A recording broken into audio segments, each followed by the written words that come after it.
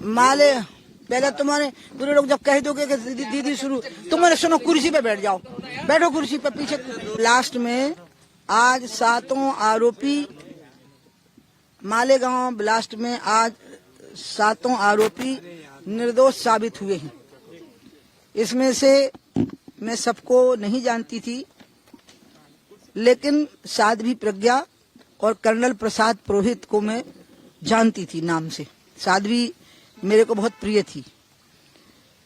इससे नई बात सामने आ गई कि एक भगवा आतंकवाद की थ्योरी रची गई, जिसके जनक हमारे मध्य प्रदेश के पूर्व मुख्यमंत्री दिग्विजय सिंह जी थे, और वो राहुल गांधी के इशारे पर ये काम कर रहे थे। पूरी दुनिया में हिंदुत्व को बदनाम करने के लिए इस्लामिक आतंकवाद के मुकाबले में भगवा आतंकवाद शब्द को बनाया गया, और उस शब्द को प्रमाणित करने के लिए बहुत बेकसूर लोग इसका शिकार बनाए गए, जिसमें साध्वी प्रज्ञा थी, कर्नल प्रसाद पुरोहित थे और अन्य लोग भी थे। इतनी प्रताड़ना हुई है, आप कभी कर्नल पुरोहित के बारे में जानकारी करें। उनको शारीरिक प्रताड़ना इतनी, उनके नाखून निकाले गए हैं, उनके बाल नोचे गए हैं, उनका इतना फिजिकल टॉर्चर हुआ। और प्रज्ञा ने तो एक महिला जितना कष्ट झेल सकती है उससे ज्यादा कष्ट झेला। मैं सबसे पहले प्रज्ञा को नासिक जेल में मिली थी। उस समय प्रज्ञा ने जो मुझे वर्णन किया था, उसके पहले से मुझे वो सारा पता लग गया था, क्योंकि एक पुलिस अधिकारी के द्वारा जानकारी हुई थी कि जब वो कस्टडी में थी पुलिस की, और उस समय पर उनको कितना बुरी तरह से टॉर्चर किया गया था। मैं अब ये चाहती हूं कि ये तो बरी हो गए, उनको किस अदालत में अब सजा सुनाई जाएगी जिनने भगवा आतंकवाद की एक कल्पना की और इस्लामिक आतंकवाद का मुकाबला करने के लिए और इस्लामिक आतंकवाद का अपयश कम करने के लिए भगवा आतंकवाद के द्वारा पूरे हिंदू समाज को बदनाम करने की चेष्टा हुई। उसमें प्रज्ञा, कर्नल प्रसाद पुरोहित और अन्य जो नाम हैं उनको शिकार बनाया गया। अब ये लोग किस अदालत में सजा पाएंगे? इनको कम से कम जनता की अदालत में सजा मिले, या इनमें से कोई आरोपी अब इन लोगों के खिलाफ कोर्ट में जाए, क्योंकि ये ऐसी भयानक साजिश थी जिसका शिकार पूरा हिंदू समाज था और सारे हिंदू संगठन इसके शिकार थे, सारे हिंदू संगठन। अगर प्रज्ञा और कर्नल पुरोहित ने शारीरिक प्रताड़ना झेल ना पाते और अगर वो नाम ले देते जो नाम उनको देने के लिए कहे गए थे, तो बीजेपी के और अन्य राष्ट्रवादी संगठनों के बहुत सारे अधिकारी और नेता जेल में होते। लेकिन इन दोनों ने मर जाना मंजूर किया, मर जाने को तैयार थे, और इनके साथियों ने, लेकिन नाम नहीं लिए बेकसूर नेताओं के और न अन्य संगठन के पदाधिकारियों के। ये उनका बहुत बड़ा बलिदान रहा।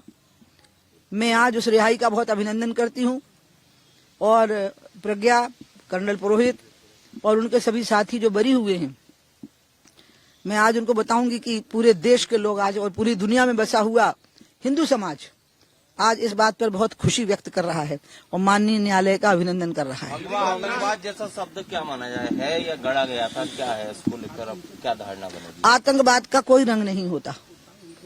आतंकवाद को रंगीन बनाना ये उन लोगों का काम था जो अल्पसंख्यकवाद कर रही थी, और उसी के कारण फिर उन्हें भगवा आतंकवाद शब्द की रचना की।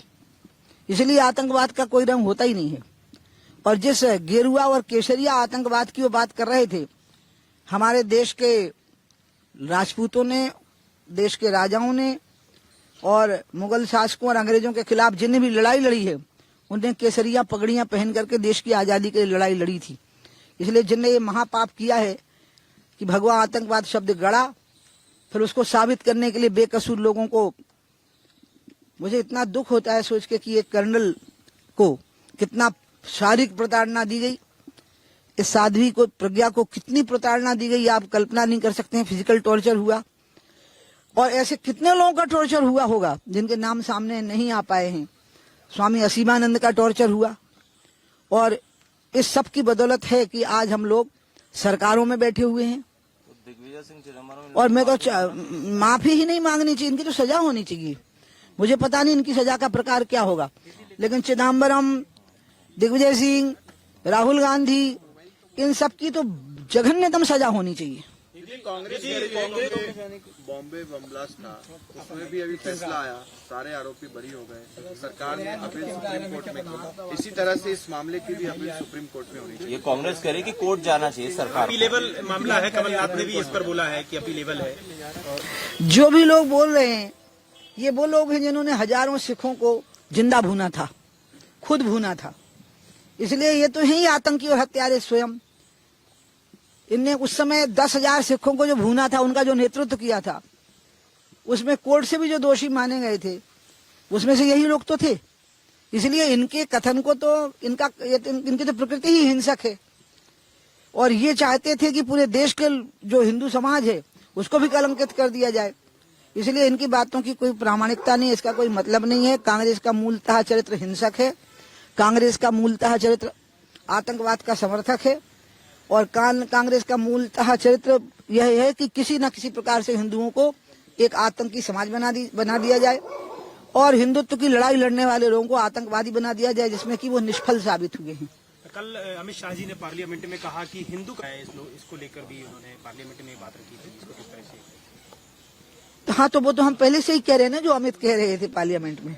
और आज थैंक यू दीदी, थैंक यू दीदी। आप दीदी आज मालेगांव ब्लास्ट के अब मैं उन्हीं शब्दों को रिपीट नहीं कर रहा। ठीक है, ओके ओके ओके, चलो चलो बोलते जाओ, इंटरव्यू कर लेते, एक ही लाइन बोलना, ज्यादा बोलना मत। हाँ हाँ। दीदी आज 7 आरोपी को मालेगांव ब्लास्ट में जो आरोपी बनाए गए थे, उसमें शादी प्रज्ञा से सबको बरी कर दिया गया है, और अदालत ने कहा है कि सबूत प्रोसिक्यूशन जो है इसको प्रूव नहीं कर पाए कि लोग इन्वॉल्व हैं। ये तो शुरू से ही बेकसूर थे। कसूरवार तो वो हैं जिन्होंने भगवा आतंकवाद शब्द को गढ़ा, अपराधी तो वो हैं जिन्होंने भगवा आतंकवाद को सत्यापित करने के लिए इन बेकसूर लोगों की प्रताड़ना करवाई। कसूरवार तो वो लोग हैं जिन्होंने पूरे हिंदू समाज को, हिंदू संगठनों को बदनाम करने की, उनको फंसाने की कोशिश की। ये तो शुरू से ही बेकसूर थे, ये शुरू से ही बेकसूर थे। कसूरवार अब वो लोग हैं, और मुझे पता नहीं कौन सी अदालत में उन्हें सजा मिलेगी। दिग्विजय सिंह चिदम्बरम जिन लोगों ने भगवा आतंक को पिछले 1 दशक से, उनकी निंदा की जानी चाहिए, घोर निंदा की जानी चाहिए। अगर आप ये वीडियो YouTube पर देख रहे हैं तो हमारे चैनल को सब्सक्राइब कर बेल आइकन दबाएं, और Facebook पर देख रहे हैं तो हमारे पेज को लाइक करें।